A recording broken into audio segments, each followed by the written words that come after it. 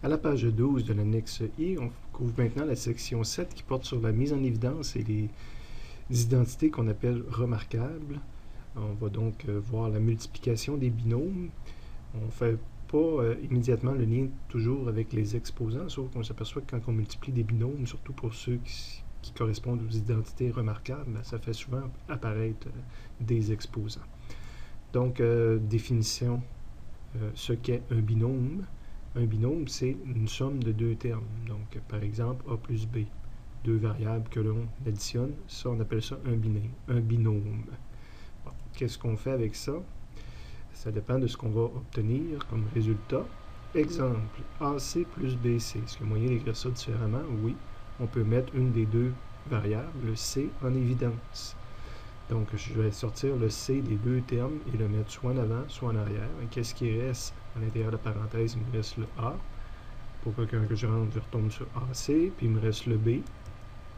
Donc, je peux le mettre en avant ou en arrière, c'est équivalent. On continue. Je développe une solution de physique. J'arrive à quelque chose, variable A fois C, plus encore la variable C. Est-ce que je peux écrire ça autrement? Oui, je peux encore mettre le C en évidence. Donc, comme en haut, il va me rester le A, plus, dans le deuxième, quand je sors le C, il reste 1. Pour que quand je vais le rentrer, ça fait C fois A, puis C fois 1, ça donne C, ça donne l'équation qui est ici.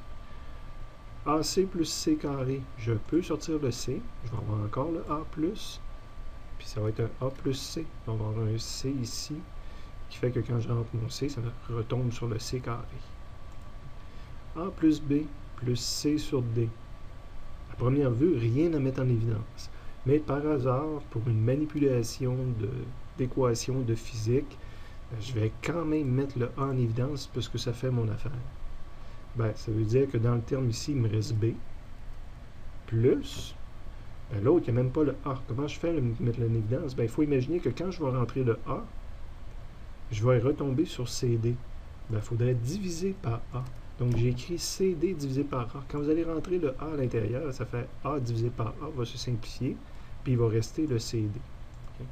Donc, un peu pas évident au départ, mais ça pourrait être pratique en temps et lieu. A sur C plus B sur C, je peux mettre le 1 sur C en évidence. Il reste A plus B, comme tout à l'heure.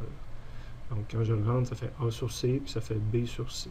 Une autre façon de l'écrire serait de tout simplement écrire A plus B divisé par C. C'est le même dénominateur commun, évidemment.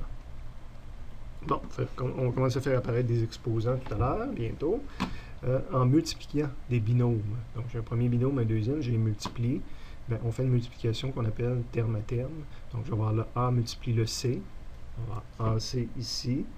Le même A va multiplier également le deuxième terme. Donc, je vais avoir plus AD ici. Mon premier terme va multiplier le premier terme de l'autre côté, plus BC. Puis le B va multiplier le D, BD. On en fait une autre multiplication, mais cette fois-ci, c'est C moins D. J'arrive à la même réponse. A fois C. Le A va multiplier le D, mais avec un signe moins. Donc ici, j'aurai un moins AD de différent. Puis le B va multiplier le C, plus par plus. Donc ici, j'aurai un plus.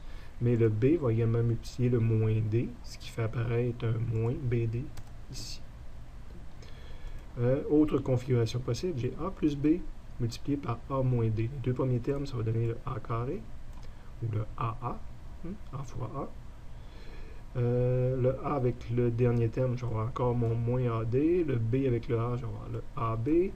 Le B avec le D, je vais avoir le moins BD à la fin. Évidemment, en dessous, ce que je montre, c'est que j'aurais pu écrire A carré. Et la partie du milieu, je pourrais la retravailler pour mettre le A en évidence. Donc, j'aurais A carré plus A. Il me reste le D. Puis, il me reste le B. Il me reste plus B, puis moins D. J'ai écrit le moins D en deuxième pour avoir l'ordre naturel qu'on aime dire les soustractions. Puis le moins BD est encore là. Et au lieu de faire la mise en évidence ici du A, j'aurais pu faire la mise en évidence sur la fin comme ça, sur le B, dépendant de ce que j'ai besoin là, pour continuer ma démonstration de physique. Je suis en train de travailler un problème de physique. Donc le A est encore là, le moins AD est encore là. Et là, c'est dans ces deux termes-là que je sors le B. Donc, il va me rester A, puis il va me rester moins D. L'identité, la différence des carrés. Si jamais les deux binômes que je multiplie, c'est A plus B multiplié par A moins B, mais il arrive quelque chose d'intéressant. A fois A, j'ai le A carré au début. A fois moins B, j'ai le moins AB. B fois A, j'ai le plus AB encore. Puis B fois moins B, j'ai moins B carré. Bien, les termes au milieu ici s'annulent. Moins AB plus AB. Donc, on tombe sur A carré moins B carré. Fait que je vois ça dans un problème de physique. Bien, je pourrais le simplifier et écrire ça à la place. Et vice-versa selon les besoins. L'identité du carré parfait. Donc, évidemment, ici, je n'écrivais pas les mêmes termes des deux parenthèses. Quand j'écris A plus B carré, ça vient dire que j'ai A plus B multiplié encore une fois par A plus B. Ce que j'ai mis d'ailleurs à côté ici. Mais là, je peux faire ma multiplication terme à terme. A fois A donne AA. B fois A va donner plus AB ici. B fois A fois B. Non, ça c'était le A fois A donne A. A fois B donne AB. Le B fois A donne AB. Et le B fois B donne BB. Donc, ça, je l'ai réécrit A carré. Puis, je m'aperçois qu'au centre, j'ai AB plus AB. Mais j'ai 2AB plus B carré. Donc, on a ici là, une des identités là, au niveau des binômes.